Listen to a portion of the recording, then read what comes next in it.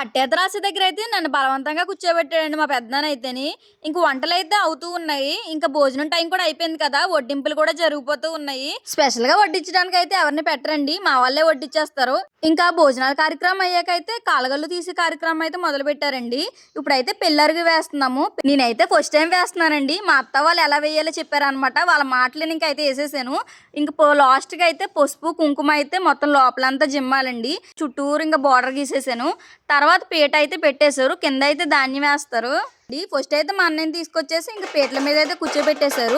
తర్వాత అయితే ఒక్కొక్కరు వచ్చి అక్షింతలు అయితే వేస్తారండి. అక్షింతలతో పాటు డబ్బులు తీసుకుని అలా 3 సార్లు తిప్పి ఆ డబ్బులు అయితే వినాయకుడి దగ్గర పెడతారండి. ఆ డబ్బులు అయితే మంగళవాళ్ళకి చెందుతాయి. ఇంకా మా వాళ్ళు అయితే బిందెలతో నీళ్ళు తెచ్చేసారు మా అన్నయ్యకి స్నానం చేపించడానికి.